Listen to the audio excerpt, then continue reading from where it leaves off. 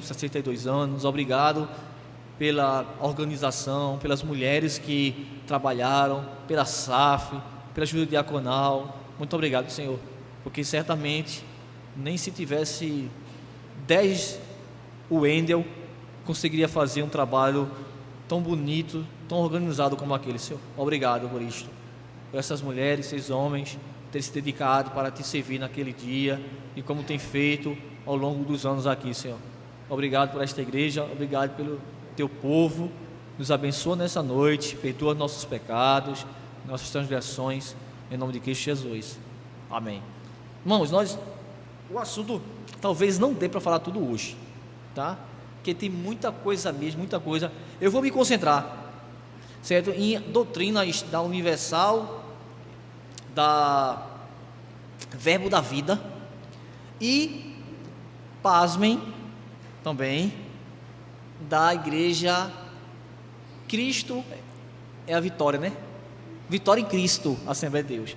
Está faltando só, e aqui eu já quero pedir aos irmãos, quem tiver, certo, para me ajudar, eu só emprestar, depois devolvo, a Bíblia, Batalha Espiritual e Vitória Financeira. Quem tiver, assim, que comprou, aí eu quero emprestado, entendeu? O irmão Daniel, ele me emprestou muitos livros, está aqui, da Universal, muitos mesmo, e eu li. Minha irmã ganhou no metrô esse aqui, Orixás, Caboclos e Guias, da Universal. Tive que lê-lo, carnaval, no período do carnaval, eu passei lendo, anotando, está todo rabiscado aqui, todo riscado, para ensinar a vocês, né? Pegar o grosso e mastigar e ensinar a vocês o que eles pensam sobre isso, tá bom? Mas antes disso, eu queria... Lembra lá aquela primeira discussão que nós tivemos sobre igreja pentecostais, se era para ser batizado? Eu achei o documento da IPB que fala sobre isso, tá bom? Deixa eu colocar aqui. Cadê? É para baixo ou para cima? Para cima. Eu acho que ele está... porque esse é do antigo, tem que estar encaixado. Aí eu achei o documento que fala, só para clarear as ideias, tá bom? Porque veja, irmãos, o que a gente tem que saber é o seguinte. Eu estava dizendo isso domingo passado na classe lá da Novo Convertido, né, dos meninos. Às vezes as pessoas olham para a IPP e dizem assim: a igreja presbiteriana é uma igreja liberal no sentido assim, pode tudo, a minha igreja proíbe tudo, minha igreja é bíblica. Não, a gente tem que saber o seguinte: o que sua igreja está proibindo, a Bíblia está asseverando, tem um princípio bíblico. Porque você, por exemplo, eu já escutei alguém dizendo assim: rapaz, eu não concordo muito não com o que a Bíblia diz sobre, foi música, um negócio assim. Eu digo: peraí, você está querendo impor teu gosto musical na Bíblia? Como é que pode isso? Então existe um moralismo nosso que quer ser mais santo do que aquilo que Deus diz nas Escrituras. Então muitas vezes as pessoas, por exemplo, a irmã Marta aqui vai se lembrar desse fato. Irmã Marta, a gente foi visitar uma irmã, né, que era da igreja presbiteriana, e depois já idosa passou para ir para Assembleia, eu acho. Aí as irmãs estavam de bermudas assim. Qual foi a recepção que a irmã nos deu? Ela disse assim: eu não concordo, vocês são crentes, mas estão de bermuda, não sei o que, tal. Mas o que é isso? Eu entendo, irmão, que é moralismo na cabeça, tá bom? Então nossa igreja é uma igreja bíblica. Ela só vai dizer assim: se é pecado, é pecado. Se não é, a gente não pode legislar. Por que eu estou querendo dizer isso? Nesse documento aí, deixa eu ver se vai aparecer.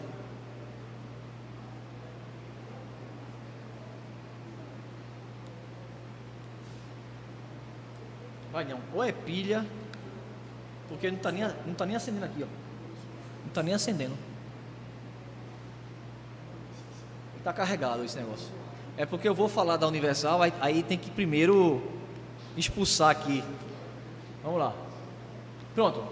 Esse documento aí é o que fala das igrejas pentecostais. Deixa eu ligar aqui, né, que tem que fazer só declaração de fé, tá bom? Então vai ficar a cargo do conselho. Há igrejas, já está lá nas resoluções da IPB, certo? As igrejas neopentecostais têm que fazer batismo, discipulado, tá bom? E lá ela diz Bíblia, ela dá nome aos bois: Universal, Verbo da Vida, Igreja Mundial do Poder de Deus. A gente já falou que por implicação, a Internacional da Graça, por aí vai. Tá bom? Por quê? Porque a Igreja Presbiteriana não considera essas citadas como igrejas. Mas igrejas pentecostais, por exemplo, a Assembleia de Deus, vindo, tem que ser ser feito classe de discipulados. Tá bom? Não vai ser batizado, porque o batismo lá é válido. Tá bom? Que a gente não considera a Assembleia de Deus, embora a gente considere ela com alguns problemas doutrinários, mas no cerne, no principal, ela comunga: Cristo é o Senhor, Ele voltará, a Bíblia é a palavra de Deus, entendeu? Por aí vai. Vamos lá. Então, a conversão em geral da Assembleia de Deus, tá certo? Veja a diferença, tá? Nossa para dele. Por exemplo, se um assembleano, porque eu estou falando isso que é só para dar as diretrizes para depois entrar nas seitas. Se um assembleano vir para cá, a gente vai, se for batizado, a gente só vai fazer discipulado com ele, ou entrevista, porque possa ser que ele esteja lá na Assembleia de Deus e de 3 anos para cá, sei lá, 4 anos para cá, ele vem estudando as doutrinas reformadas, né, presbiterianas, e depois ele saiu, aí vem para cá, passa 1 mês, 2 meses discipulado, e eu começo a discipular, e começo a ver que o rapaz é desenrolado, a menina. Eu digo: faz o seguinte, eu vou levar você para o conselho, entrevistar você, para não ter que passar 1 ano de discipulado, porque eu estou vendo que você já sabe tudo, daquilo que é o essencial para aprender, né? Entendeu? Não precisa necessariamente passar 1 ano, não existe assim, discipulado tem que ser 1 ano, pode ser 1, pode ser 2, pode ser 6 meses, vai depender do desenvolvimento da pessoa, daquilo que ela já vem lendo, daquilo que ela sabe, das doutrinas bíblicas reformadas. Mas veja o que é que a Assembleia de Deus diz aí nesse documento. É as declarações oficiais da Assembleia de Deus, tá bom? É tipo uma confissão de fé que elas têm. Vindo da Assembleia de Deus para cá, nós não batizamos, nós fazemos classe de discipulado. Se um membro daqui da presbiteriana for para a Assembleia de Deus, tem que fazer discipulado e batizar. Por quê? Porque eles não consideram o batismo por aspersão válido. O batismo, segundo eles, a palavra batismo está ali, significa mergulho e imersão. Tá bom? Isto é ou falta de conhecimento ou desonestidade. Lá no capítulo 4 de Daniel, não vou entrar nesse assunto não, tá? Eu acho que foi esse texto que o pastor pregou domingo. Abra aí rapidinho. Eu não vou entrar nesse assunto, que a gente já falou sobre isso quando falou sobre batismo. Capítulo 4 de Daniel. Abra aí, por favor.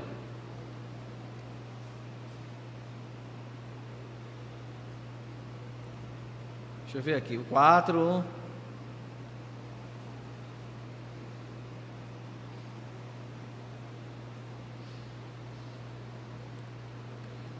Espera aí, deixa eu achar aqui.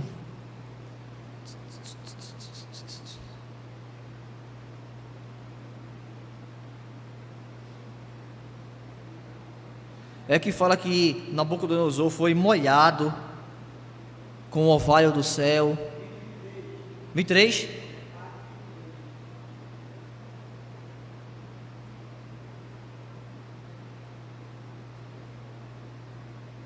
Isso, lá no finalzinho do 23. Seja molhado do orvalho do céu. Certo? Seja molhado. Como é que a gente é molhado do orvalho do céu? Como é que a gente é molhado? A gente mergulha no orvalho ou o orvalho cai? Outro, essa palavra aqui, orvalho, na Septuaginta, que é a tradução do Antigo Testamento em hebraico para grego, é batismoi, de onde vem a palavra batismo. Tá bom? Então, os próprios escritores, ao traduzir, e no Novo Testamento também, em Hebreus capítulo 9, vai dizer assim: o sacrifício, o sangue de bois era aspergido no altar. Lá a palavra é batismoi, que eles vão dizer que a palavra batismo, que é batismoi, significa, batismos, significa exclusivamente imersão, e não é. Esse texto aí Daniel e Hebreus capítulo 9, aparece lá a palavra batismo em Hebreus 9, e a palavra no original, certo? É aspersão, aspergir. Bom, então não tem nada a ver uma coisa com a outra. Deixa eu adiantar aqui que não era isso. Ok, esse documento aí, da Assembleia de Deus, tá bom? Do ano de 97, tá vendo aí que é o órgão oficial, o jornal Mensageiro da Paz. Eu escaneei, bati uma foto, diz aí, não sei se vocês estão vendo, deixa eu ver aqui, tá? É dizendo quais são as doutrinas antibíblicas, heresias, e uma delas está aqui, ó, maldição hereditária, que anula o trabalho redentor de Cristo pela humanidade. Então a própria Assembleia de Deus considera a maldição hereditária, que nós vamos falar. Eu acho que Elton já falou, não foi isso? Ou não, já falasse, Elton, maldição hereditária? Pronto, então e ele fala também da predestinação, ele coloca na mesma categoria, maldição hereditária e predestinação, como duas heresias, tá bom? Então, quando a gente aqui às vezes fala da Assembleia de Deus, de algumas igrejas, aí muitos irmãos dizem, pastor, isso é intolerância. Não, meu filho, é porque a gente sabe o que está dizendo. Às vezes a gente está ensinando uma coisa, aí diz assim, o senhor, às vezes pega, eu tenho irmãos que são da Assembleia de Deus, eu não estou dizendo que eu tenho família que são da Assembleia de Deus, não estou dizendo que eles não são salvos, não estou dizendo isso não, mas estou dizendo que a liderança muitas vezes, entendeu, ensina de forma errada. Então vamos estar aqui, ó, considerando no mesmo nível maldição hereditária e predestinação. Está lá, neopentecostalismo também, ele considera como heresia. Então ele colocou tudo no pacote: teologia da prosperidade, maldição hereditária, neopentecostalismo e a doutrina da predestinação.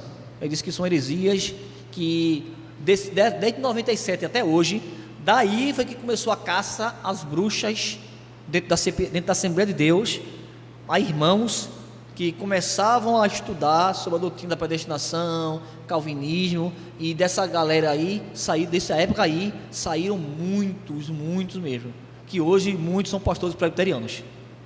Bom, eu conheço muito dessa história aí, davam aula inclusive na Esteadeb. Vamos lá, avançar.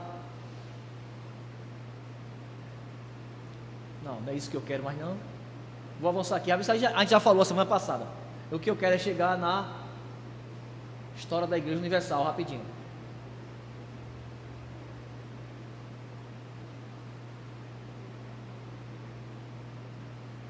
Acho que a gente já viu sobre a Universal, as resoluções, a Igreja Mundial do Poder de Deus, certo? A Verbo da Vida. A gente vai falar, tu vai falar sobre o Mundial, vou falar sobre o Verbo da Vida e a Universal. Bom. Pronto. Chegou aqui. Só um minutinho. Quem falou aí? Só um minutinho, pode falar.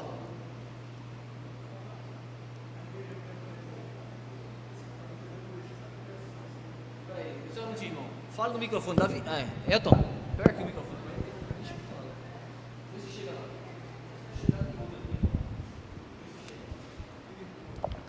A Igreja Assembleia de Deus batiza por imersão. Eu conversei com um pastor da Igreja Assembleia de Deus durante muito tempo. Ele disse que se não molhar a cabeça no mergulho, não está batizado. Aí ele citou uma história de uma mexicana que foi se batizar, ela tinha problema de asma, aí não podia mergulhar, aí foi rejeitada, não foi batizada, porque não podia mergulhar a cabeça. Ora, que besteira, que heresia. Se é mais fácil colocar água sobre a cabeça da mexicana do que tentar imergir, já que ela não tinha condições de mergulhar. É isso mesmo, é porque eles consideram o único batismo, porque para ele o importante não é só o elemento, água, mas a quantidade. Entendeu? O elemento é importante, a água, mas não só a água, a quantidade. Qual é a quantidade? Imersão. Entendeu? Então ele só considera válido o batismo por imersão. Porque eles vão dizer que a palavra batismo significa imersão, e não é. A palavra batismo, o campo semântico dele é maior do que exclusivamente imersão, pode ser também aspersão, certo? Mas vamos para cá. Veja, antes da gente falar sobre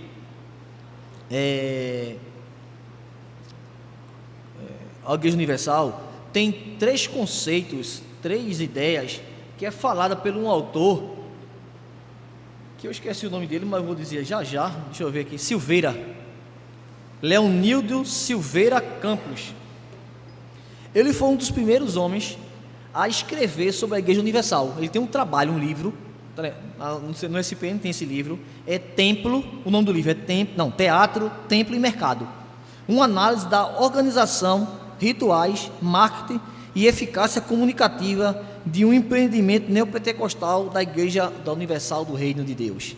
Então ele vai dizer assim, ele vai trabalhar a igreja como a Igreja Universal tem esse conceito de teatro, de mercado e templo, certo? Então isso aí vai servir tanto para outras igrejas neopentecostais como para hoje essa ideia do chamado coach, né? Esses pastores bem modernozinho, você vê aí no YouTube.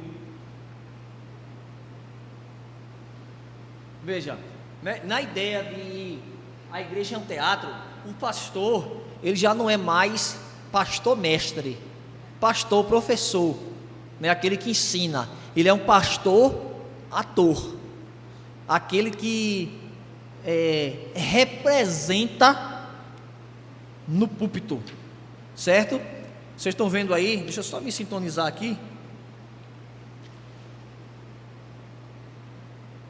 Olha lá, ele inicia um espetáculo com gestos. Eu vou dar um exemplo de alguns, tá? Que não necessariamente não quer dizer que eles façam parte da igreja neopentecostal, mas eles adotam essa ideia de pastor, deixa eu dar isso aqui, de pastor como ator, entendeu? Acho que vocês gostam, eu acho que alguns aqui gostam, eu mesmo gosto de ouvi-lo, aquele cabelo branquinho que gosta muito de contar piada, Cláudio Duarte, eu gosto, eu estou triste em casa, estou querendo sorrir, aí eu deito na cama, aí eu assisto ele, a escolinha do professor Raimundo com Tiririca, não, com outros atores e boto para assistir Tiririca. É engraçado, é sério, eu morro de rir, não mais do que isso, porque aquilo é um teatro que eles fazem, nada mais, não há exposição da palavra, não há seriedade no que está expondo, ele trata com futilidade assuntos importantes. Então é isso que esse autor aí, Silveira, está dizendo, pois o pastor ator e não mais o pastor doutor inicia o espetáculo da fé com gestos, entonação de vozes, entrevista com o Espírito, não é isso que de Macedo faz e outros? Entrevista ao Espírito, entendeu? É essa ideia que ele pegou, que o pastor agora não é mais o mestre, o doutor, aquele que ensina, é aquele que faz o teatro, entrevista e bota nome e por aí vai, certo? Sensacionalismo, cura, libertação e o despertar do individualismo, certo? Então essa é a primeira característica das igrejas de forma geral neopentecostais, é uma igreja, é um teatro, e vocês vão ver isso depois lá na frente na questão da pregação, que eles teatrizam, sei lá, eu acho que é isso, fazem gestos teatrais, tá bom? Nós vamos ver isso quando chegar lá. Eu fui uma vez, quando era seminarista, fazer análise do culto da Universal, me designaram para ir, entendeu? Aí eu fui na Igreja Universal lá de Casa Amarela, eu quase que eu morria, porque a primeira coisa que eu vi lá, primeiro para ter paciência para aguentar aquilo, segundo foi uma mão enorme e dizendo que era a mão de Deus. O que é isso na idolatria? A quebra do segundo mandamento. Não farás para ti imagem de escultura, nem coisa alguma semelhante, botar a mão de Deus. É idolatria pura. Então quebra do segundo mandamento. Mas a gente vai ver que, por que isso? Porque a igreja tem essa ideia de teatro, e tem a ver depois, quando eu for falar sobre a pregação deles, tá bom? Como eu disse, eu não vou tratar de doutrinas, dízimo, que é muito falado, todo mundo sabe, teologia da prosperidade. Eu vou pegar assunto específico, é o dízimo, não, pregação, como é que eles entendem a pregação, como é que eles entendem a ceia e como é que eles entendem o batismo. porque é pouco falado isso, tá bom? Então a primeira característica das igrejas ou seitas neopentecostais é entender a igreja como teatro, certo?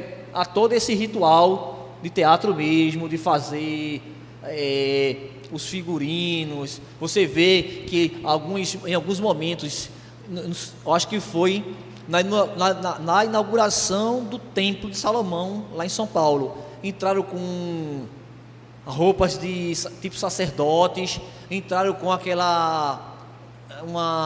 arca do concerto, tal, figurando, né? Mostrando que o templo, isso é teatro. O único teatro que Deus deu para a gente praticar no Novo Testamento, se é que a gente pode dizer assim, é a ceia e o batismo, somente isso, tá bom? Que são representações de uma realidade espiritual, somente. Fora isso, agora fazer teatro é pecado? Não, pode fazer teatro. Os jovens se reúnem aí, faz teatro, faz na praça, mas no culto, estou falando especificamente no culto, tá bom? Teatro não, se quiser ir para teatro, vá, em nome de Jesus, vá-se embora, se alegrar lá. O outro aspecto, no campo das pesquisas das igrejas latino-americanas, especialmente o movimento neopentecostal, em diversas igrejas, Silveira Campos apresenta 3 características do sucesso dessas igrejas, certo? O teatro, esse negócio era para estar lá atrás. Teatro, templo e mercado. Vamos lá. Já falei do teatro. A igreja é um templo. Segundo Silveira Campos, a visão moderna de templo é um conceito helenístico como morada dos deuses, um espaço enérgico, tangível para a busca experimental do Espírito Santo. O templo é a casa de Deus, onde as pessoas chegam e recebem a bênção por estar presente. Veja que nós não temos mais templo. Quando a gente tratou, né, doutrinas passadas em eclesiologia, é um erro a gente dizer assim: eu vou para o templo, eu vou para a igreja, eu vou à igreja, entendeu? Por quê? O certo era: eu vou para o prédio, eu vou para a casa de oração. Lógico que ninguém está condenado por dizer isso, mas para ser preciso, não existe templo. E o que é igreja? É o ajuntamento de pessoas, tá bom? Isso aqui é igreja. Poderia ser nesse prédio, podia ser na mata, podia ser no deserto. Quando isso aqui se reúne, é igreja, independente do local. Isso aqui é o prédio, entendeu? Da Igreja Presbiteriana do Brasil. Mas a gente diz que isso é igreja.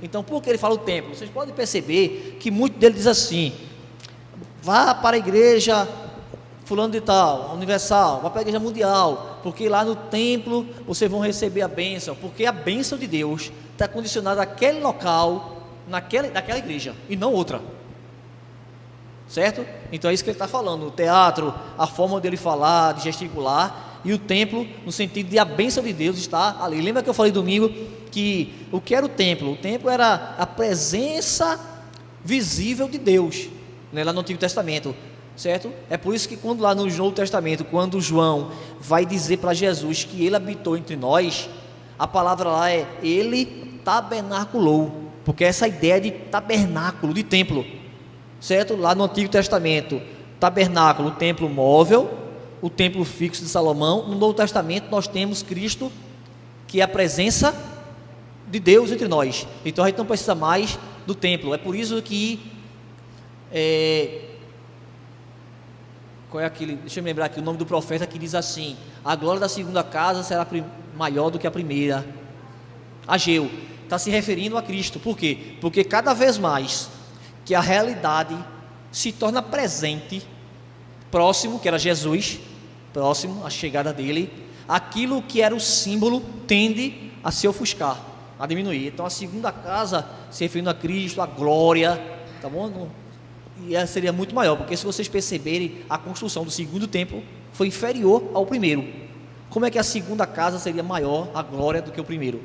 Estava se referindo a algo mais espiritual e não tão somente algo físico, tá certo? Então o templo não é o templo local, mas para eles sim, está condicionado a bênção de Deus a esse local. Silveira Campos aprofunda sua ótica sobre as igrejas neopentecostais, atribuindo a figura do templo que ele irradia um fluido vital pelas ondas televisíveis e radiofônicas e materializa em objetos encostados, fotos, copo d'água, nas rádios e televisões para receber a oração forte do pastor. Só que agora devido a LCD, né, esse mais fininho, não se dá mais para colocar o copo em cima da televisão, mas se coloca de lado, né, um suportezinho, dá um jeitinho, mas antes colocava para receber a bênção, certo? É isso que ele está dizendo. Mas o fluido sai de onde? Do templo, o copo, do templo, para, sei lá, a foto que você vai botar lá, tá certo? Essa ideia aí. Tudo isso, irmão, é misticismo. Isso não tem a ver com o evangelho. Isso é puro misticismo. Tá bom? Deixar a Bíblia aberta no Salmo 91 para espantar olho gordo é misticismo. Peão roxo na frente de casa para evitar mal olhado é pior ainda. Eu conheço o canto que tem, tá? Peão roxo para dizer que é para espantar os olhos gordos, essas coisas. Comigo ninguém pode, que é para espantar os olhos gordos. Tudo isso é superstição. Tudo isso. Entendeu? Vamos lá. Correr aqui para a gente. A igreja é um mercado. Esse autor define os membros como clientes que buscam nas prateleiras de opções. Veja, a ideia de mercado, veja se não é. Tem o culto da libertação, tem o culto da prosperidade, terapia do amor, certo? Então a igreja é um mercado, tem sempre algo para oferecer ao cliente. Sempre. E muitos crentes, até mesmo da igreja presbiteriana, tem essa ideia, né? Que quando não está mais satisfeito, a igreja hoje passa a ser supermercado. Quando você vai no supermercado, não tem um produto que você quer, o preço está caro, o que é que você faz? Vai para outro. Muitos crentes pensam assim: igreja como supermercado. Entendeu? Ele não entende assim, não, eu só vou sair dessa igreja. Quais são os critérios? Já preguei isso uma vez aqui há muito tempo. Quais são os critérios para sair de uma igreja? Você vai se mudar, vai morar lá em São Lourenço, vai morar em Nujanga, aí vai congregar aqui? Não, procura a igreja mais próxima lá. Esse é um critério. Outro critério, sei lá, vai trabalhar em outro estado, ou distantes, né? Outro critério. E um dos principais, teologia. Se naquela igreja onde você mora, congrega, você pode morar aqui, a igreja ser ali. Mas se ela não for uma igreja fiel e não tiver nenhuma no bairro, vá para outro bairro. Entendeu? Porque a gente é assim: mas pastor, é pertinho de casa. A questão não é pertinho, a questão é fiel. Então vá para ela. Se não for, irmão, procure outra. Tá bom? Então a igreja como mercado é isso. Ela tem sempre algo para oferecer ao cliente. E o cliente tem que estar sempre satisfeito. O cliente é exigente, certo? Por isso que está sempre inovando. Você pode ver que essas igrejas, elas são muito boas nessas inovações. Está sempre trazendo novidade. Sempre trazendo novidade. Por quê? Porque é para agradar o cliente. Porque o cliente hoje é exigente. Tá certo? Então eles estão sempre fazendo algo novo para agradar o cliente. A origem da Universal, tá bom? Vai ser rápido aí. Tá certo? Era um trio. Tá aqui, ó, o trio. 77. Eles eram da Igreja Pentecostal. Toda vez eu confundo se é Nova Vida ou Vida Nova. Nova Vida, eu acho.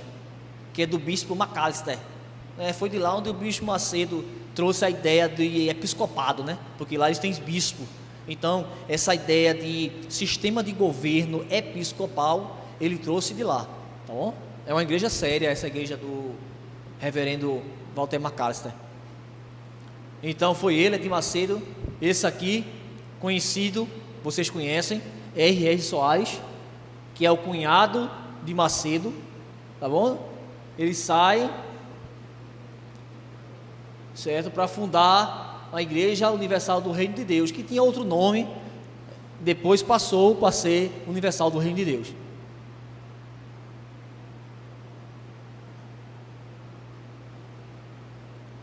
Aqui, ó, 77, 3 anos depois, R.R. Soares sai e funda a Igreja Internacional da Graça de Deus. Então, é algo muito comum, nas igrejas de linha pentecostais. Não é que na igreja presbiteriana não tenha, tá? Na igreja presbiteriana também tem divisão, tá certo? Mas é menos.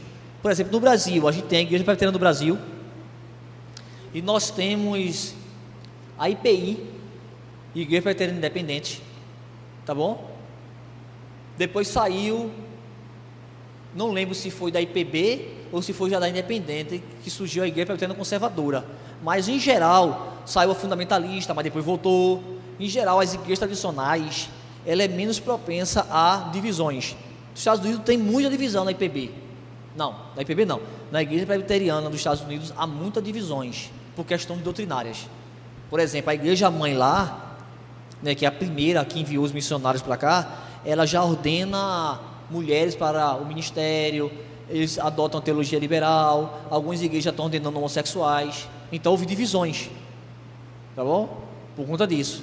Mas no ramo pentecostal e neopentecostal é muito fácil divisão em cima de divisão, divisão em cima de divisão. Você vai ver com muito mais frequência isso, tá certo? Muito mais frequência.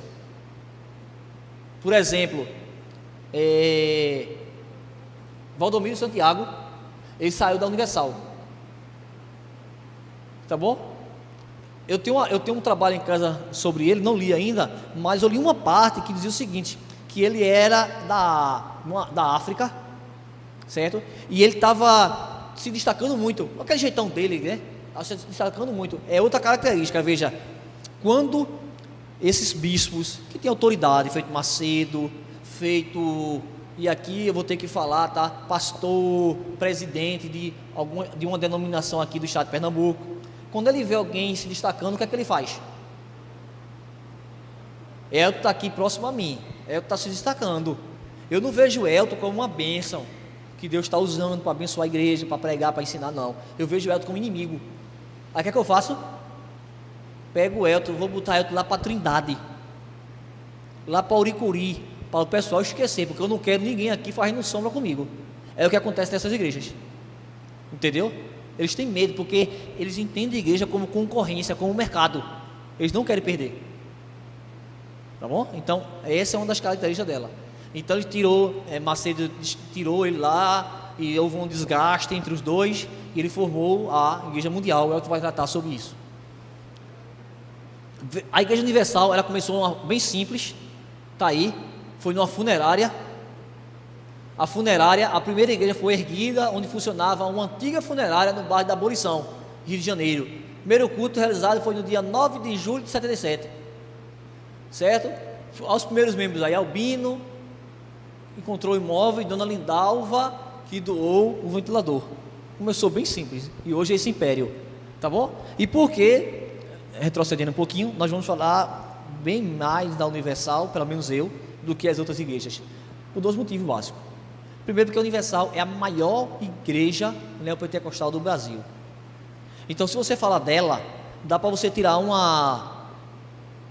exemplo, tirar conclusões para outras igrejas, porque as outras que surgiram, a maioria veio da Universal, ou veio diretamente, ou pegou, né, o seu ensinamento, aquilo que deu certo, tá bom? Então, se você aprender da Universal, você vai dizer, então fulano faz isso, está errado, fulano faz aquilo. Não é preciso a gente analisar cada igreja, porque era impossível, tá bom? Olha lá, a organização, né? Tipo sistema de governo, presbiteriano, congregacional, episcopal. Da IURD, que é a Igreja Universal do Reino de Deus, mostra-se altamente centralizada. Quem é que detém o poder? Quem é que centraliza o poder na Universal? Quem? Na Assembleia de Deus. Pronto, é o tipo de sistema de governo, tá bom? O sistema de governo episcopal, ele tende a isso, tá bom? O sistema congregacional, tem um livro, A Igreja Apostólica, de um autor bem antigo mesmo. Ele vai dar 5 características de um sistema de governo. Vai dizer assim, para ser um sistema bíblico tem que ter isso. Então, o sistema episcopal não passa em nenhuma das características, só o sistema presbiteriano e congregacional. No finalzinho ele deixa o último, aí só quem passa, lógico que ele é presbiteriano, só quem vai passar é o presbiteriano. O episcopal não passa, eu não lembro agora pontuar com exatidão, mas o episcopal ao meu ver, certo? E de muitos estudiosos, é o sistema mais danoso para uma igreja, por conta disso, porque ele é centralizado, o bispo é que manda, tira, tem um poder, não há uma, como é que eu posso dizer, deixa eu lembrar aqui a palavra, tá? paridade no ofício, tá bom? Eu sou par com o presbítero Givanildo, eu não sou mais do que o presbítero Givanildo, tá bom? Sou par, mas na Universal não. Na Assembleia de Deus o pastor é mais do que o presbítero é mais do que o diácono é mais do que o auxiliar é mais do que o auxiliar local, e o que é batizado com o Espírito Santo é mais do que aquele que não é batizado. Então a igreja está dividida, é uma confusão, né? Na igreja de Cristo não existe, todos são batizados, todos são crentes. O pastor, ele é um oficial, né, que tem poder, mas não é dele, é delegado por Deus, e ele tem que seguir o exemplo do grande mestre. Olha lá como é que é. É mais ou menos isso, tá? Eu peguei, foi de uma tese, foi do mestrado de uma mulher lá, esqueci agora o nome dela, eu esqueci de colocar aqui a citação. O quadro de funcionário, veja a ideia, ela bota funcionário, porque a ideia é de empresa mesmo. Funcionários, obreiros, evangelistas, pastores auxiliares, pastores e bispos, tá bom? Os obreiros auxiliam os pastores durante as reuniões e participam de algumas práticas de evangelização sem receberem remuneração por alguma, né, remuneração alguma por tais atividades. Já os pastores auxiliares recebem uma ajuda de custo pelo auxílio que presta aos pastores durante as reuniões. Veja, irmãos, nem sempre essas igrejas, do jeito que está aí, elas vão obedecer literalmente a essas divisões. Assim, o obreiro não recebe, tá bom? Depende muito. Assim, o obreiro eu sou o pastor, sei lá, eu sou o bispo daquela região ali, né? Aí o obreiro é meu cunhado, é meu sobrinho. Estão entendendo? Então, assim, há variações, isso não é uma coisa, não é um sistema fechado, não. Tá bom? Então, mas em regras gerais é isso que acontece. Já os pastores recebem uma ajuda de custo. Vamos lá, que eu quero chegar nos cerne mesmo, nas doutrinas principais. Os pastores competem à direção dos cultos, bem como a administração das igrejas, sob suas alçadas, recebendo por tais tarefas um salário fixo, além do percentual dos dízimos recolhidos. Os bispos, por sua vez, encontram-se no topo da hierarquia, sendo de Macedo o líder máximo da Universal. Um colega meu da Universal, conhecido, ele disse o seguinte, que ele trabalhava lá, e ele disse que na igreja onde ele fazia, o pastor tinha que ter uma cota para atingir. Por exemplo, lá onde eu moro, na Nova Descoberta, a Igreja Universal, ela abriu e fechou em 3 locais. E eu fiquei curioso, por quê? Porque a Universal geralmente ela não abre e fecha, abre e a coisa cresce. Eu perguntei por quê? Ele disse, não, porque eles têm um tempo, certo? E tinha que ter um retorno financeiro. Como naquela região ali não deu o retorno, ele foi para outra.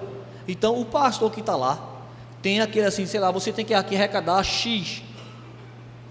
Quando ele não consegue, ou o pastor é substituído, mas como o local a igreja era nova, tal, o que eles fizeram? Mudar de locais, porque achavam que o problema não só era o pastor que não estava conseguindo arrecadar, mas o local em si não era um local estratégico, não era um local que tinha uma boa renda pessoal. Tá vendo? A ideia de empresa mesmo, a ideia é dinheiro mesmo. Oi? De que fala, não escutei. Sim. Isso quanto mais você ajeitar o povo, chamar milagre de não sei o que, você tem a sua renda fixa e você tem participação nos lucros, ou nos dízimos, né? É porque a ideia de empresa aí fica na... Oi, mamata? Falou? Isso entendeu? Ele não entende assim o dízimo de ofertas como Deus abençoando seu povo, o povo devolvendo, né, para ajudar aqueles mais necessitados, ajudar a manutenção do prédio, certo? Lógico, então também a questão salarial do pastor, tudo isso, mas não que vai estar condicionado. Agora veja, vamos lá, vamos também ser honestos nas análises. Veja, eu ganho X aqui, tá bom? Veja a diferença, para os irmãos dizerem, né? A gente tem que ensinar direitinho as coisas. Eu ganho X aqui, certo? A igreja ganha Y e eu ganho X. Mas suponhamos, a arrecadação aqui nessa igreja é em torno de, vamos arredondar, tá bom? É 10 mil reais por mês. Mas vamos supor que a partir desse ano, e vamos dar uma glória depois, vocês dão uma glória, tá? A igreja começa a ganhar 200 mil reais. Sei lá, chega um irmão, uma família e 200 mil reais. Lógico, certo? É possível, há uma lógica que muitas coisas iriam ser aumentadas. Por exemplo, a compra de imóvel, né, aqui para fazer uns colégios, o salário das irmãs, não estou dizendo isso para agradar não, mas o conselho ia aumentar a ajuda, o salário e a contribuição para Elton, para mim. Por quê? Porque a igreja aumentou mais. Está entendendo? Isso é legítimo. Isso é legítimo. Mas o que não é legítimo é eu agora pregar, eu ensinar, fazer algo para agradar, para motivar os irmãos a dizimar mais, para mim eu ter uma participação nesse lucro. Não, se a igreja arrecadar 10, 12 mil, 13 mil, meu salário vai continuar o mesmo, ou minhas congruas vai continuar o mesmo, entendeu? Porque esse dinheiro seria revertido para outras questões, ajuda de pessoas, sei lá, que talvez precisassem naquele momento, tá bom? Para você não entender assim também que, né? Por exemplo, a igreja presbiteriana de Boa Viagem, certamente o pastor ganha muito mais do que eu. A igreja presbiteriana do Recife paga muito melhor, né, ao seu pastor, mas é toda uma história, né? A arrecadação numa igreja que eu conheço é 200 e poucos mil reais por mês. Então vocês tiram, né? Como é que funciona a coisa, tá bom? Então vamos organizar, tá certo? Entendido aí? Mas eu não vou pregar para motivar os irmãos a dar dinheiro para meu salário aumentar. É diferente. Qualquer coisa vocês perguntam, tá? Segundo o pastor Oliveira, da Igreja Universal, isso é um testemunho, o pastor coordena a igreja junto com os pastores auxiliares. O evangelista sai pelo mundo afora. Os obreiros trabalham na igreja e fazem um tipo de evangelismo local, como por exemplo, dar assistência nos hospitais, nas favelas, etc. Um estado é subdividido em várias regiões, sendo que cada estado e região possui um pastor responsável. Na hierarquia, o pastor responsável por uma região deve se subordinar ao pastor responsável pelo estado correspondente, que é o bispo. É sistema episcopal, entendeu? O bispo manda numa região, o pastor manda numa região menor, tá bom? E aí por aí vai. Eu não sei, eu acho, Daniel pode me ajudar, toda a igreja universal tem pastor local? Toda tem? Pronto. Porque ele foi da Universal, irmãos, então ele sabe bem. Explica, Daniel, por favor.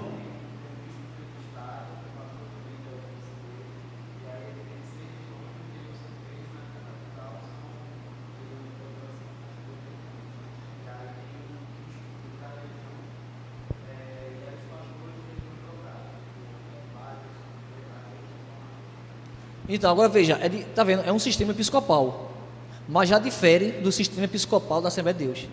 Porque a Assembleia de Deus, embora seja um sistema episcopal, eles não têm um pastor por igreja. Eles têm um pastor que eles chamam por área. Aí tem a área 12, área 13, área 14, área 15. Já a Universal é uma igreja que adota o sistema episcopal, mas tem um pastor local. Está vendo que há diferenças, há nuances específicas dentro do sistema episcopal. Tá bom? Indo além, observa-se que um conjunto de estados está sob a guarda de um bispo. Assista-se a uma grande rotatividade dos pastores que permanece por tempo limitado em determinada igreja, de forma a evitar o estabelecimento de laço de fidelidade com os fiéis. Evita-se assim a perda de grande contingente de fiéis no caso de saída de alguém, de algum pastor. Entendeu?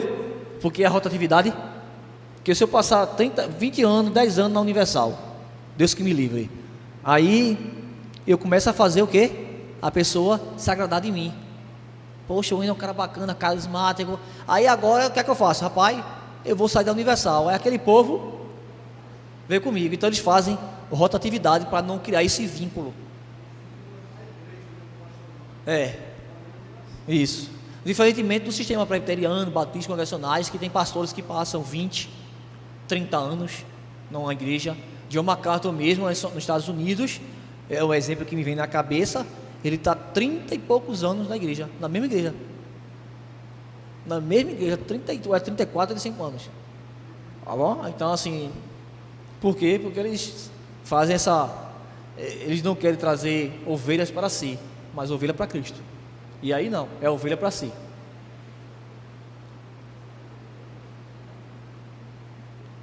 Certo?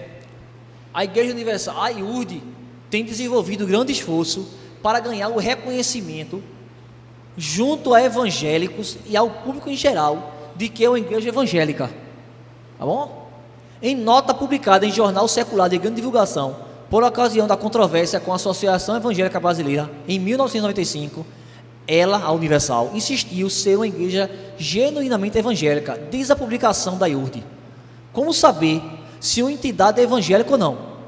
Pelos ensinamentos comuns a todas as igrejas evangélicas, tais quais. Então, ela está querendo se identificar, porque ela foi muito bombardeada e tem sido. Então, ela lançou esse documento no jornal, dizendo assim: nós temos muita coisa em comum, nós somos igreja evangélica. Quais são os ensinamentos em comuns que nós temos com a igreja evangélica? Ela vai dizer agora. A própria Universal que se pontificou nisso, tá? Olha lá. As igrejas evangélicas creem no céu. Veja que é bem vago. A Universal crê. 1 a 1. No inferno, empatou. Então, está caminhando para ser igreja evangélica. No julgamento final, a Igreja Universal também. As igrejas creem na Bíblia, a Igreja Universal também. Como inerrante, a Igreja Universal também. Isso eles dizendo que eles querem. As igrejas evangélicas arrecadam contribuição financeira somente através do dízimo e ofertas. A igreja também. Está vendo? Vendo assim, está certo. Mas como é que ela arrecada? Entendeu? Ela bota por alto. Ela não especifica. Vamos lá. Essas são doutrinas comuns às igrejas evangélicas. Portanto, podemos concluir com toda certeza que a Igreja Universal do Reino de Deus é uma igreja genuinamente evangélica. Esse é o documento que eles fizeram, tá? Eu não estou afirmando isso não. Eu estou lendo o que eles disseram. Não sendo antibíblica em sua orientação doutrinária. Aqui, ó. Manifesto ao povo evangélico brasileiro. Folha de São Paulo, 1 de 11 de 1995. Elas disseram que era evangélica. Há nas fontes da Universal o uso de terminologia tipicamente cristã, então engana. Percebe-se também a presença de alguns elementos doutrinários do cristianismo histórico. Essas coisas, contudo, não a legitimam necessariamente como igreja genuinamente cristã, visto que seitas não evangélicas costumam usar de terminologia cristã nos seus ensinos. Se você perguntar para a Testemunha de Jeová, para os mormons, se ele crê em Jesus Cristo, eles vão dizer que crê. Sobre a ceia, vão dizer. Julgamento, entendeu?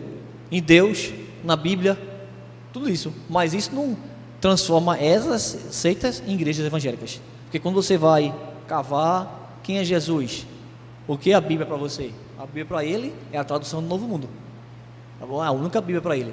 A tradução do Novo Mundo. E não Almeida, essas traduções. Para ele, a Bíblia fiel, a única que deve ser lida por eles é a Novo Mundo. Pontos em comum que a Universal tem conosco, igreja em geral.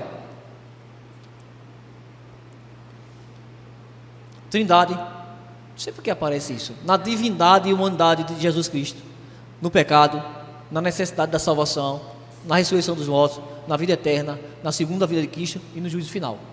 São pontos comuns, é aquilo que o credo, né, fala. Tá bom? Tá, isso é um documento. Eita, deixa eu voltar aqui. Isso é um documento aqui, ó. No ano de 2007, a igreja presbiteriana fez esse documento, um livrinho, certo? Explicando as doutrinas universal e dizendo que ela não é uma igreja, tal. Eu tenho, se vocês quiserem, eu posso enviar para vocês por e-mail.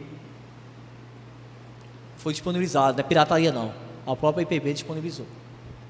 Em comum com os protestantes históricos, a IURD professa crer na salvação, unicamente em Cristo, na Bíblia, como fonte de autoridade. Jesus é o único fundamento, cabeça da igreja. Na rebelião, queda de Adão e Eva como causa fundamental da miséria humana, na necessidade de santidade por parte dos cristãos e na comunhão pessoal com Deus através da oração.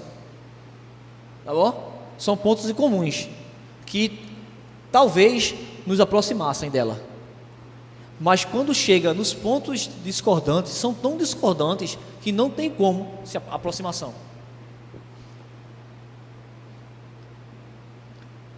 Pontos em comum ainda. Linguagem usada pelos protestantes históricos para referir-se a esses pontos está presente no ensino da IURD, embora nem sempre com o mesmo conteúdo. O nome, né, são o mesmo, mas o conteúdo, quando a gente vai ver, é diferente. Isto é verdade, especialmente no seu entendimento no conceito de salvação. E aqui vai começar a aparecer as broncas. Tá bom? Que hora é essa? Para não me perder aqui, que tem muita coisa. Eu não quero nem correr demais também. Aqui vai começar a aparecer as broncas. O conceito dela de salvação, de ceia. Tá certo? Vamos lá. Vamos ver se vai chegar agora. No conceito iurdiano da Universal, salvação praticamente se identifica com libertação de males particulares, enquanto que conceitos bíblicos reformados, como justificação, propiciação, expiação, reconciliação com Deus, estão via de regra ausentes, tanto na pregação quanto na praxe religiosa deles. Então, para eles, salvação é isso: é libertação do demônio, é prosperidade, tá bom? Cura, está envolvido com isso, e não essas questões de propiciação, justificação pela fé, tá bom? Não está diretamente relacionada com isso. É preciso observar que Macedo critica duramente os reformadores e os que criaram uma teologia protestante. Possivelmente Macedo não consideraria a IURD como uma igreja protestante. Ele diz aqui, ó, tá bom? Nesse livro aqui, ó, eu não tenho a libertação da teologia, mas está citado nesse documento aqui, tá bom? Vocês vão ver que ele mesmo critica os estudos da doutrina. Aqui, ó, Macedo parece considerar a IURD como sendo, além de evangélica, uma igreja pentecostal, além de evangélica pentecostal, ao incluí-la entre 70% dos evangélicos que assim se denominam. A IURD tem crenças e práticas que a aproximam das igrejas pentecostais. Afinal, Edir Macedo foi membro da igreja pentecostal antes de iniciar a IURD. Tá bom? Então há essa proximidade. Algumas crenças dele são parecidas, tá bom? Porque depois houve muitas distorções. Macedo trouxe do pentecostalismo crença no batismo com o Espírito Santo como a segunda bênção, a prática das línguas, a cura divina e particularmente a cosmologia pentecostal, que percebe o mal no mundo como resultado da atuação direta dos demônios e não do pecado. Tá bom? Tudo é demônio, não o pecado. Entendido aí? Estão entendendo? Ok. Ou seja, estou mostrando o que ela é semelhante às igrejas evangélicas, no que ela se assemelha às igrejas pentecostais. Tá bom? São coisas muito assim, altas, que elas são semelhantes. Quando a gente vai aprofundar, a gente vai ver que são totalmente diferentes. Ainda é comum, Macedo nutre profundo desprezo pela teologia. Tá bom? Então ela tem em comum com as igrejas pentecostais. Aqui vale uma ressalva, que isso não pode ser dito, essa desprezo pela teologia, isso não pode ser dito agora mais das igrejas Assembleia de Deus. Tá bom? De uns anos para cá, as igrejas Assembleia de Deus têm se dedicado a estudar teologia. Você hoje na Assembleia de Deus você tem excelentes teólogos. Tem um lá mesmo que eu sou apaixonado por ele, pelos escritos dele. Eu tenho tudo o que ele escreveu. Ele fala muito sobre o testemunho de Jeová. Deu um branco, o nome dele estava aqui agora. Para mim ele é o maior conhecedor no Brasil sobre o testemunho de Jeová, Ezequias Soares. Tá bom? Ele sabe muito de hebraico, sabe muito de grego. É um estudioso mesmo. Ele só é ruim falando. Ele tem um problema assim, fala meio assim. Mas ele é um estudioso. Então assim, quando eu digo aí, eu estou fazendo essa ressalva. E Macedo, ele tem cursos de teologia, mas não sei porque ele não nutre ele tem uma boa relação com o estudo da teologia, embora ele seja formado nessa área. Tá bom?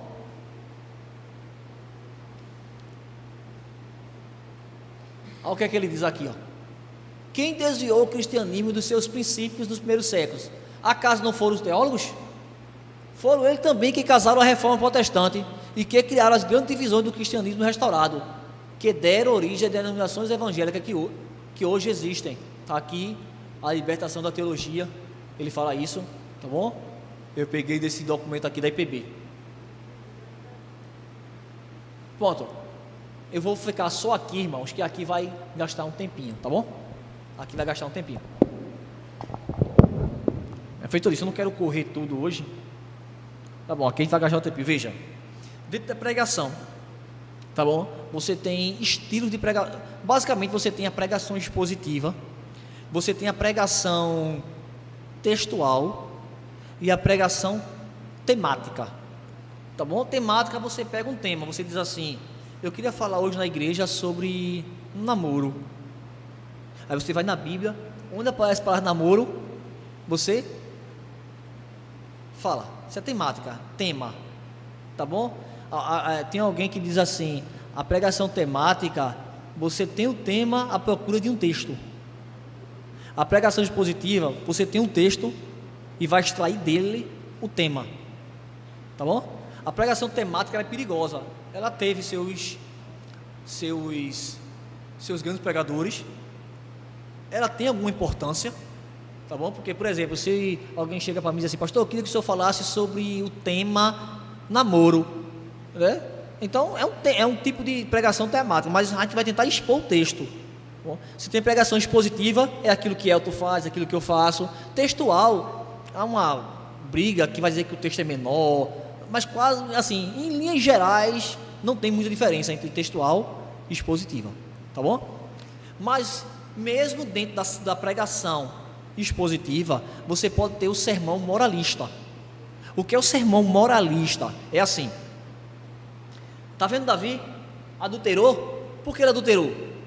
Porque ele estava ocioso. Então, irmãos, não fique ocioso, porque adultério é pecado. Veja o exemplo de Davi, tá vendo? Não siga o exemplo de Davi, é moralista. Você está pegando só a questão da moralidade. Isso é errado? Não, mas não é isso que o texto foi escrito, tá bom? Lógico que o texto, você tem que extrair doutrina, moral, ética, mas não foi feito para isso, tá bom? Então isso é moralismo. Tem a pregação alegórica. Pregação alegórica, deixa eu dar um exemplo aqui, me lembrar de alguma. Já sei. Lembra lá da palavra do bom samaritano? Tem uma pregação alegórica que é atribuído a Orígenes, a Agostinho, certo? Que diz o seguinte: que ele começa a pegar lá, dizer assim, só para vocês terem uma ideia, ele vai dizer que o burro é Jesus Cristo, né? Que carregou nossos pecados. E onde foi colocado lá a estrebaria, né? A palavra. Tipo hospital, aquilo é igreja. Porque a pessoa doente, o enfermo lá, o que sofreu o assalto, as pisas lá daquele. Jesus colocou o pecador, então o jumento, não é o Espírito Santo, né? Porque quem coloca é Jesus. O Espírito Santo é o jumento que nos conduz até a igreja, que a igreja é o quê? Um hospital. Isso está alegorizando, não tem nada no texto que diga isso, tá certo? Outro dia chegou um rapaz lá em casa querendo pregar sobre a árvore da vida em Gênesis. Aí ele disse: eu queria dizer assim, pastor, o tronco é isso, a fruta é aquilo. Então isso é alegoria, porque o texto não diz nada sobre isso, tá entendendo? É alegorizar. E tem essa pregação alegorista, mas na Universal, quem criou esse termo litero alegórico foi um colega nosso, foi Gaspar. Ele fez uma monografia e cunhou isso. Por quê? Porque ele estudou, ele percebeu que na Universal eles não são tão somente alegórico, mas eles são literal alegórico. E eu vou explicar, não sei se aí dá para entender. Esse método é usado nas igrejas neopentecostais, principalmente na Universal. Tem como característica fazer uso do Antigo Testamento nos moldes de um retorno da escola de Alexandria de interpretação. A escola de Alexandria era uma escola alegórica, ou seja, em um maciço uso alegórico, mas paradoxalmente fundamentada numa possível interpretação literal, porque a pregação literal, alegórica, é alegórica mesmo. Mas o que a Universal faz? Ele pega um texto literal certo?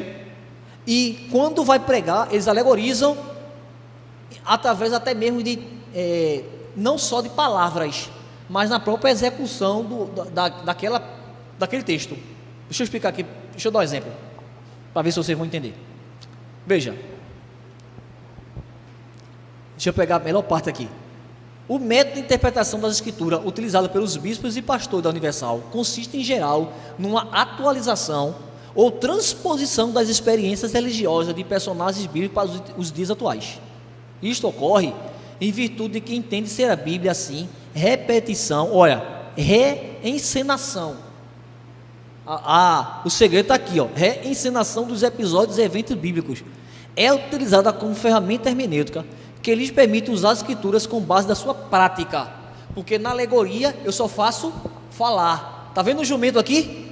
Esse jumento representa o Espírito Santo, porque carregou nossos pecados. O hospital é a igreja onde vão todos os enfermos. Eu estou só falando, mas a Universal não, ela entende isso, mas quando ela vai pregar, ela teatraliza, reencena isso. Vê lá. Ela pega aquilo que é descritivo e coloca como normativo. Aí está dizendo, ela está pegando uma descrição e está dizendo, é norma para hoje. Por exemplo, aí, já que ela está dando sobre teologia do pacto, aliança, eu lembrei logo disso aí. Noé fez uma aliança com Deus. Podemos nós também fazê-la. Assim como Josué cercou as muralhas de Jericó, ao som das trombetas, elas caíram. Assim podemos cercar as muralhas das dificuldades e problemas e derrubá-las em nome de Jesus, usando uma trombeta de plástico e uma muralha de isopor. Entenderam? Captaram agora? Tem uma igreja presbiteriana, tá bom? No Paraná, que eles fazem isso no culto. Eles colocam tijolos de isopor e o pastor manda o pessoal quebrar as barreiras, as dificuldades, derrubar, porque as muralhas estão caindo. Entendeu? Eles entendem que Josué lá foi literal, tá certo? Mas na hora de aplicar isso, de pregar, eles não só falam que é literal, mas eles fazem uma reencenação alegórica. Isso é tudo, a reencenação é toda alegórica. Mas eu quero que vocês entendam isso, que eles não fazem só alegoria na pregação, eles fazem essa encenação alegórica, entendeu? Então, eles podem, sei lá, o homem prudente, estou dando só um exemplo assim, colocou sua casa, fez sua casa sobre a rocha. Aí se eu fosse alegorizar, né, irmãos, quando vocês forem fazer sua casa, procure uma rocha melhor, não sei o que, algo assim. Mas ele não, o que é que ele faria? Ele pegaria talvez uma pedra, traria para o culto, colocaria uma casinha de isopor e dizia assim, leva essa pedra e esta casa, porque isso vai simbolizar que vocês estão fincados na rocha, algo assim eles fariam, entendeu?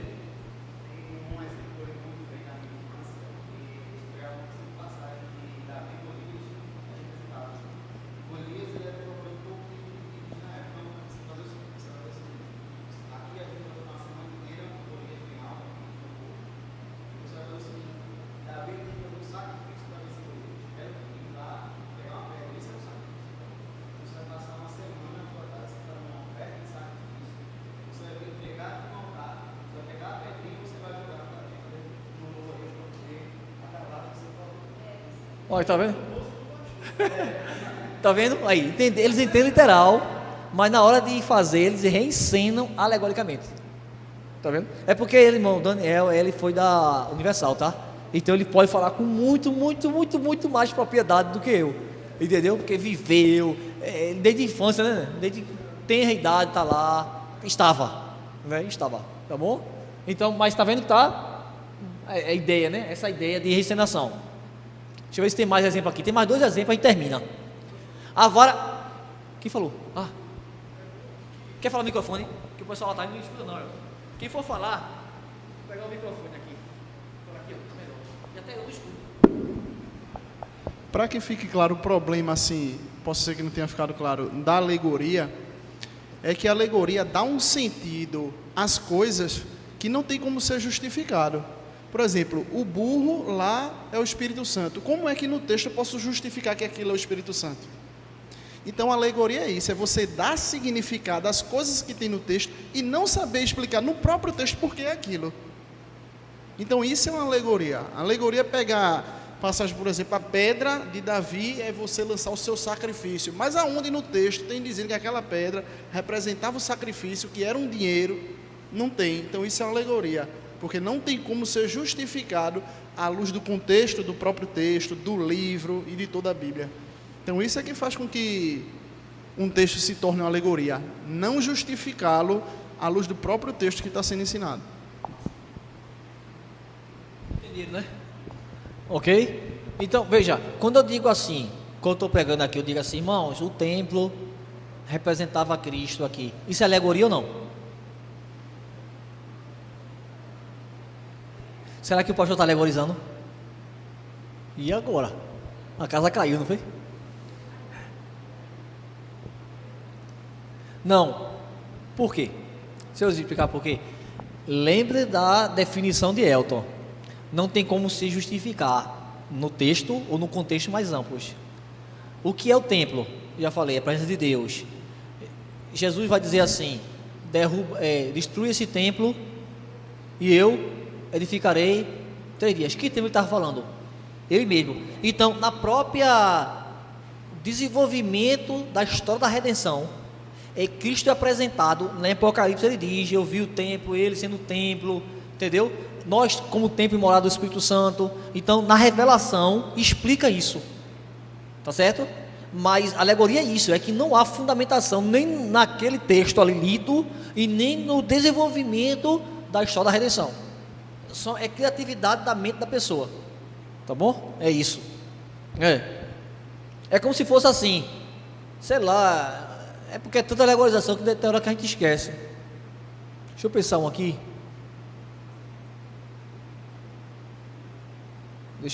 um aqui. Bom, agora não lembro. É que são tantas que agora deu um branco de uma alegorização. Lembra aí, tem alguma para ajudar? Aqui vai ter. Deixa eu mostrar aqui. A vara que Moisés usou, o cajado de Jacó, os aventais de Paulo, todas essas coisas e muitas tiradas das histórias bíblicas se tornam tipos da utilização de apetrechos semelhantes, os quais é atribuído, apesar de negação em contrário, algum valor espiritual na resolução dos problemas. Entendeu? Então eles pegam isso e fazem. Por exemplo, não sei se vocês se lembram que teve um bispo desse aí, um apóstolo, que levou uma facada e a roupa dele ficou encharcada de sangue. E depois ele estava pegando essa roupa, o sangue dele, e colocando assim para o pessoal ser curado, não sei o que. Vocês viram isso? Pronto. Isso. Entendeu? A ideia é essa aí. Entendeu? De por exemplo, lembra que o pastor Ronaldo pregou, né? Que até a sombra de Pedro, o avental, tal. Mas eles pegam isso e querem trazer agora, literalmente. Então é uma alegorização, alegórico. Só mais 2 termina. Vamos, que hora é essa? Que eu estou preocupado com a hora aqui. Pronto, vai terminar agora. Deixa eu ver aqui. Eu acho que eu passei aqui. Essa aqui a gente termina. Ele diz assim: o nome não foi escolhido por acaso, na verdade, é quem deixa a sua marca na história da humanidade, que permanece como exemplo. Foi o que aconteceu com os 318 homens que lutaram ao lado de Abraão e venceram contra todas as expectativas. Ao contrário do que muitos pensam, esses homens não eram guerreiros e nem tinham experiência. Isso é uma mentira, tá? Porque o termo usado lá no hebraico para esses homens que Abraão tinha, que foi criado com ele desde pequeno, o termo lá é usado para pessoas, não era criados simplesmente assim, nasceu aqui em casa, foi ficando. Era um termo usado para pessoas que eram preparadas, tinham estratégia, era tipo um termo militar que foi usado para essas pessoas. Então Abraão, quando pegou os 318, ele não pegou qualquer criado, ele pegou os criados preparados para, entendeu? O termo lá usado é isso. Quem me mostrou isso uma vez foi um colega, Gaspar, abriu os olhos quanto a isso. Com 318 apenas venceu o exército de 4 reis, algo que os exércitos de 5 não tinham conseguido, tendo recuperado seu sobrinho Ló, os seus bens, as suas mulheres e o povo. Então eles fazem isso aqui, ó, nação dos 318. Eles entendem literal, mas aplica literal alegórico, para você receber a bênção. Impossível? Com certeza para muitos seria. Isso eu peguei do próprio site lá da Universal. Mas para Abraão não era, pois ele ia munido de uma arma que os outros não tinham sequer conhecimento, a fé no Senhor dos Exércitos. Quer aprender a enfrentar as dificuldades do mercado de trabalho e se tornar uma pessoa vencedora? Quer? Quem está desempregado aí? Receba aqui agora, viu? Então, não perca a palestra da Nação dos 318, que acontece nesta segunda-feira, no tempo maior, para encontrar um universal mais próximo da sua casa. Aí, veja lá o site, não sei o que e tal. Está aí a fonte. Entendeu? 318, entendeu? Eles entendem literal e aplicam literal alegórico. Irmãos, vamos parar, que já são 9 horas. E vou deixar essa parte aí para a gente continuar na próxima semana, tá bom? Porque tem muita coisa. Mas vocês entenderam essa parte? Vocês entenderam essa parte aí? Eles pegam o literal, mas aplicar, entendeu? Aí pode fazer assim, a mão de Deus, nesse dia que eu fui lá na Universal de Casa Amarela, e o texto era algo assim, e a mão de Deus abençoou o seu povo. Aí tinha uma mão bem grandona, e você passava por debaixo, a mão estava assim, enorme, você passava por debaixo para receber a bênção. Eles entendem que lá é literal, a mão abençoou mesmo a mão de Deus, né, a presença de Deus, mas passava por debaixo de uma mão enorme, entendeu? Literal alegórico, literal alegórico, ok? Entendido aí? Pronto. Elton, quer falar alguma coisa? Vamos orar? Elton, ora aí, Elton, por favor, para terminar. Vem para cá, olha aqui. Daniel, obrigado por sua ajuda. Vamos orar ao Senhor. Muito obrigado, Pai, por mais um momento de aprendizado da Tua Palavra, Deus, onde podemos observar como as igrejas que têm se desviado da Tua Palavra têm propagado erros, que têm enganado a muitas pessoas despreparadas na Tua Palavra, Pai. E Te louvamos por essa oportunidade, Deus, de nesta noite podermos perceber alguns desses erros, como temos Te pedido sempre, ó Pai, para podermos ensinar essas pessoas que estão em erros, que mediante um ensino correto, na ação do Teu Espírito Santo, elas possam ser despertadas, ó Deus, e virem desfrutar da luz e da clareza e da verdade da Tua Palavra, Pai. Tem misericórdia de tantas pessoas que estão num mar de trevas e escuridão, ó Deus, desses ensinos antibíblicos e diabólicos, ó Pai, mas que estão convictos em seus corações de que estão indo para um caminho de eternidade, quando estão indo para um caminho de morte, ó Deus. Ajuda-nos a ajudarmos essas pessoas. Te louvamos por Tu ter tirado muito de nós que estamos aqui, ó Deus, desse caminho de escuridão e trevas, ó Pai. Te louvamos pela Tua graça eletiva. Te louvamos pelo dom da salvação em Cristo Jesus. É o que Te oramos. Amém. Amém. Deus abençoe a todos.